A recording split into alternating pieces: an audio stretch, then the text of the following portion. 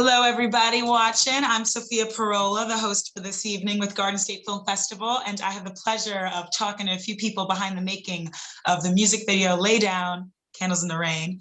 I have so many questions for today, but can we just start off saying your name and your title in the film, please? Hi, Karen Mansfield, and singer, songwriter. I didn't write the song, but it was my idea to record the song and send out love during the lockdown. And so, yeah, whatever that title means, that's who I am.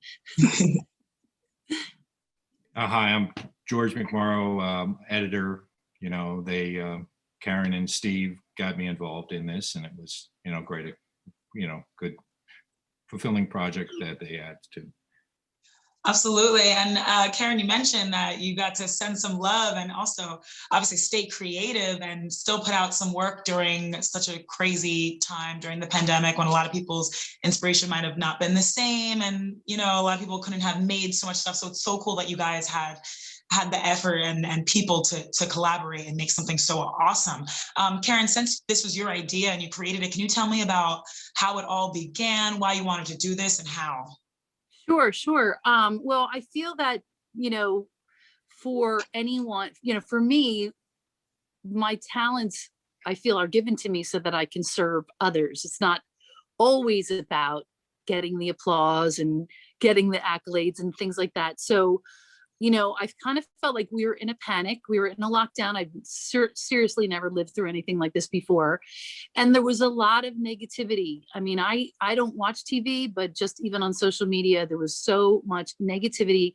And it brought out the best in some and it brought out the worst in others. So I imagine music, in my fairy tale land world in my head, thinking like, if we could just put something out that would bring out some love and remind people that, we have it inside of us to make things better. We might not cure an illness, but we can love one another and we can try to understand one another. And I think that what I was seeing all over social media was that people were recording, some songs that with a message of hope, but there was none of them that really, I felt, addressed this exact specific issue, and I remembered the Melanie song and I remembered the lyric of we all had caught the same disease. And to me, it's not just the disease of a worldwide pandemic. It's the hatred, right? It's the criticizing and the judging and the lack of understanding. That to me is the disease, right? And we all have the tendency to catch that, right? So I will try, if I could wear a mask to prevent myself from catching that, like that would be an easy thing to do. It's not that easy. So I feel that, and even the name of the project, the Asbury Park Love Contingent, it's not we're not the whole wide world. We're just a little contingent and we're sending out love bombs to wherever. So I'm hoping that this is a project that will continue, that we would be able to also, record other songs where the proceeds are going to another, worthwhile cause, and that it's all about the love. It's all about the service and it's all about the love and it's all about somebody else not thinking of me and what I'm not getting and what and what I want during a worldwide pandemic, but that there's others that have it worse and I could be thinking of them and making their situation better. So that's the whole idea of the love bomb. And we want to keep sending them out to wherever. And anyway, that's what this project was about. So amazing. And the title, your guys' names, Asbury Park Love Contingent. I mean, there's so much in that, contingent. Yes, a small group of people who are collaborating, putting their passion and time together to make something, and love. You want to raise the vibrations in such a crazy climate when a lot of people are going very low and may not have creativity at their fingertips. And Asbury Park, which is not only an amazing area in New Jersey for music and for art, but also the place where Garden State Film Festival was born the first 20 years ago, where they first started. And George, if you don't mind, he mentioned before we started the interview that you were there at the first year of the Garden State Film Festival in Asbury. Is that correct? Right, that's right. It was, I think me and Robert Pastorelli were co-presenters, and the so-called celebrity presenters. He's a celebrity. Of course, I was, not. I don't think, but just a filmmaker. We had worked on a bunch of projects back then too. So, but I can't believe it's been that many years either, and that's great that you guys are still, doing it for that. Absolutely. And I'd love to ask you, George, and Karen as well after, what's it like to be back at the Garden State Film Festival and to have it in Asbury again, and to have, I'm not sure if all the musicians are from Asbury, if you guys are from Asbury, but just like, what was it like just to represent Asbury and then go to have this be accepted into Garden State Film Festival, which was born in Asbury and right now is going to be in Asbury again, just like it was the first year. Well, there's no coincidences. Go ahead, George, you answer first. No, I was just saying, I was going to just throw it over to you. That I was glad that they got me, that Karen and Steve got me involved. It's I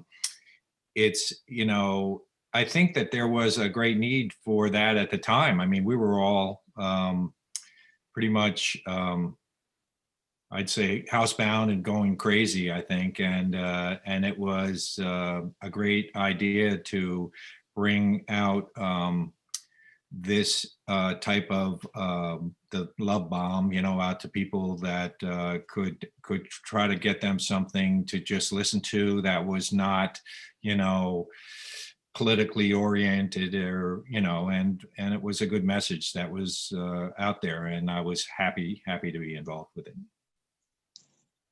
Yeah, and then for me, most of the musicians are from this area. We wanted to keep it local. The original song has a gospel choir singing in the background.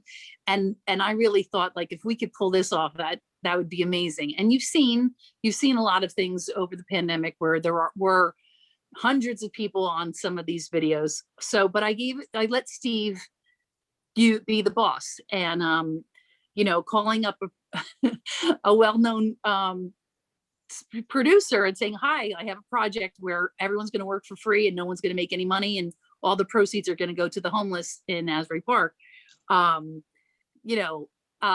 everybody's potentially like losing money during, not earning, all their jobs are on hold. And but everyone said yes.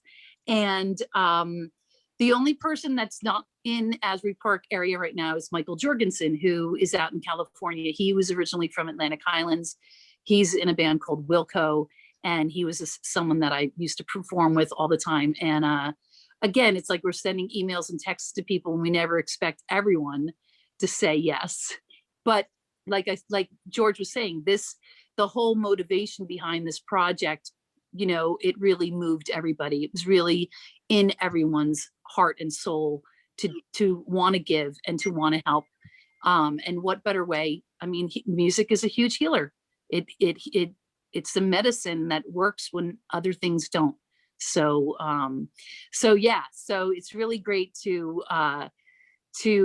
be from Asbury Park. And then also, this is my first time having anything nominated for any film festival. I mean, well, that's not true, but for the Garden State Film Festival, yes. And so I feel really great. I feel very proud. And it's expanding my whole life as a singer to be involved in something other than just putting out records and, and all that, you know what I mean? Just Mm-hmm. getting to know all you and being appreciative of the state that we live in and all of the arts and how all of them support one another. It really, really is so beautiful to be from here and to be a part of the scene. It's great. Absolutely. So beautifully said. And you just mentioned for all these artists and art to support each other. I think it is so important, that support, and not only just their time and you guys putting in your time and your talent without being paid, but for the sake of love and spreading love and awareness. And that's just, and I did not know the proceeds were going to the homeless. And that's so beautiful. I think that that's so nice. And I would love to ask you guys, just why is it so important, you think, for people to support the arts and invest in the arts, especially in this climate and just in general, where not a lot of people do, put a lot of money into the arts. It's actually, especially in schools. Why is it so important for people to really support the arts? George, you want to answer first? Well, I think that, during any type of, cutbacks, I think that the arts are always the first to go, in schools, and it's very difficult to try to, I guess, keep up, with keep making sure that people are exposed to this. And I think that this helps to make a more rounded society. I think this helps people to get along. It's a language, that anybody can talk with another person internationally to, I am, I'm very, proactive when it comes to being involved in, trying to, promote, music and arts in the school system. So. And I'll just add that I think that for any society, any kind of creativity it's a way of healing, right? Not only healing, but it's expressing what's happening. It's expressing what's happening in the culture right now. And it gives not only for the artist to be able to release that, but for other people who may not be able to express it in the same way, to be able to identify with that emotion and somehow heal and relate. If it's not healing, but at least relating and identifying, which from there, it's like we can say we're all one, right? We're all human, we're all one. And we can understand one another. And from there, there's a start. That's a start for any kind of magic that's ever going to happen on the planet, right? Yes, absolutely. I couldn't have said that better myself. And this is just where we're wrapping up at the end of this interview, but I really wanted to ask, because one of the things watching the music video, I mean, yes, there's so much talent.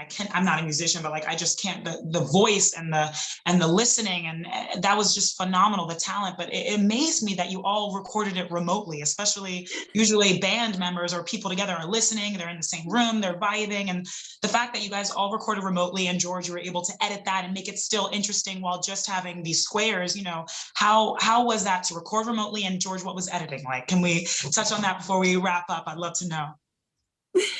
Well, I wish that Steve was here so he could tell us his part, because he was the one that took everybody's recordings and put them all together for the audio part. Wow. But yeah, I'll let George finish about the video part. Well, it was, well, I think Steve had a great idea to kind of make sure that all of the people that recorded and filmed themselves at the same time, so that he took all of this, footage, and he had the audio, and he was able to, mix all this audio and make it sound brilliant. I mean, this is just not something that you could do, knock it out in no time. I know he spent many hours on this, and when he got it to that point and he presented it to me, and everything kind of melded and matched together. And so then I could take the footage that we had, and it gave me a kind of a nice free hand to be able to put everything together, because it already, blended so well. It was, I think, I'd have to say that Steve was like the strong hand behind having the great, audio and the music, and having everything with the right, in the right key, and having it at the right tempo and everything. And then it gave me the ability to be able to do this a lot easier. It was, it was, putting everything together, but it was easy when you have like those great ingredients, and you're able to have that, end product that everybody says, oh, wow, that's so great. How did you do that? Well, it's just, Steve handed me this great thing to be able to put together. So that was made me happy. Steve and Karen, of course, too. But it was great. Absolutely. And I love that. Great ingredients. You guys made a great meal with those ingredients. And I was so amazed that you guys can do that, especially not being a musician. I think it's so amazing. And I love the reason why everything you said, Karen, about raising love and just having people stay positive and creative, especially right now, always, but especially right now. I mean, congratulations, guys. I think that you guys obviously put so much of your own time and passion and talent and so much effort into this. And I can't wait for people to see this. So let me tell everyone who's watching, it will be premiering Thursday, March 25th at Asbury Lanes in Asbury Park. Yes, where we started, from 7:30 p.m. to 9:30 p.m. That will be the block. So I really hope you guys have a great turnout. Hopefully a lot of you guys can make it, because people need to see this and to hear it and see that passion. And like you said, Karen, the proceeds go to a great cause. So yes, thank you so much. You're Congratulations, welcome. guys. Your success is our success at Garden State. We love to keep in touch and have you guys keep submitting and staying creative and just all together like a family, and especially love for Asbury Park. I'm so happy that you guys made this. Well, thank you. Thank you. Just want to give you a quick hint. At the end of the video, you'll see the last thing that you'll see is that the proceeds go to the Jersey Shore Rescue Mission for the people in Asbury Park and the surrounding areas who are homeless. So is there a way that we can donate, or how can it'll show how to donate at the end of the video? No, but if you do, there is a website. So the website will be posted. And if you go to their website, you'll be able to donate online. Wonderful. So, okay. Yeah. Awesome. Thank you guys so much. Congratulations again. Thanks again. Yes, we'll see you. We'll see you at the event. 25th. Yeah, see you guys soon. Thanks again. Nice to meet you. Nice to meet you guys. Thank you so much.